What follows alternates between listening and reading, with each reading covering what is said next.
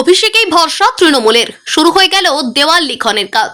বেজে গিয়েছে ভোটের বাতি। দোরগোড়ায় লোকসভা নির্বাচন। বিজেপির তরফ থেকে ইতিমধ্যেই প্রথম পর্বের প্রার্থী তালিকা ঘোষণা করা হয়ে গেলেও এখনো পর্যন্ত বাকি রয়েছে অন্যান্য রাজনৈতিক দলের প্রার্থী তালিকা ঘোষণা করার কাজ। তবে এসবের মাঝেই কিন্তু এক অন্যরকম ঘটনা ঘটে গেল। ডায়মন্ড হারবারে শুরু হয়ে গেল দেওয়াল লিখনের কাজ। অভিষেক বন্দ্যোপাধ্যায়কে জোড়া ফুলে ভোট দেওয়ার দাবিতে দেওয়াল লিখনের কাজ শুরু করলো তৃণমূল নেতৃত্ব। আসলে দলীয়ভাবে প্রার্থী তালিকা ঘোষণা হয়নি ঠিকই, তবে ডায়মন্ড হারবারে দলীয় নেতৃত্বে এক প্রকার নিশ্চিত যে ডায়মন্ড হারবার লোকসভা থেকে তৃতীয়বারের জন্য প্রার্থী করা হবে অভিষেক বন্দ্যোপাধ্যায়কে। আর তাই অন্যান্য দলের দেওয়াল লেখার আগে অভিষেক বন্দ্যোপাধ্যায়ের নামে দেওয়াল লিখে ফেললেন তৃণমূল নেতৃত্ব এবং শুরু হয়ে গেল নির্বাচনী প্রচার। 24-এর জয়ের লক্ষ্যমাত্রা আগে দলীয় নেতৃত্বকে নির্দিষ্ট করে জানিয়ে দিয়েছেন সাংসদ অভিষেক বন্দ্যোপাধ্যায়।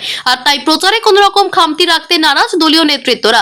বিধায়ক এবং দলীয় নেতৃত্বের উপস্থিতিতে এদিন সরিষা থেকে দেওয়াল লিখন শুরু করা হয়।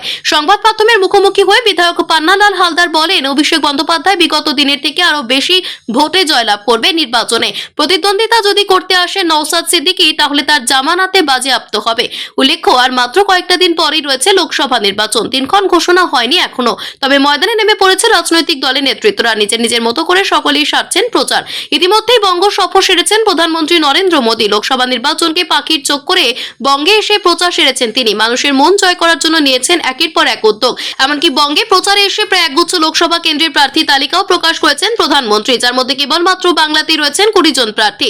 ইতিমধ্যে সকলে নেমে পড়েছেন ভোট প্রচারে। তবে বিজেপি প্রার্থী তালিকা ঘোষণা করলে অন্যান্য রাজনৈতিক দলগুলি এখনো পর্যন্ত প্রার্থী তালিকা ঘোষণা করেনি। সাধারণ মানুষের মন জয় করতে শুরু করে দিয়েছেন প্রচার পর্ব। আর এসবের মাঝে একেবারে অন্যরকম চিত্র দেখা গেল ডায়মন্ড হারবারে।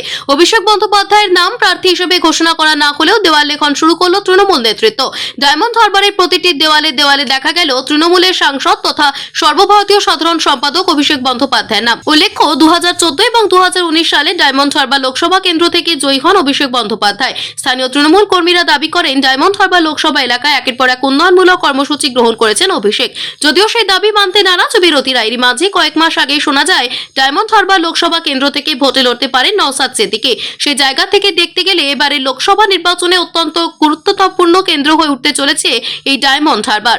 আজ থেকে আমরা অভিষেক বন্দ্যোপাধ্যায়ের নামে দেয়াল লেখন শুরু করলাম এবং অভিষেক বন্দ্যোপাধ্যায় আমাদের ক্যান্ডিডেট এবং অবশ্যই সে তৃণমূল থেকে দাঁড়াবে।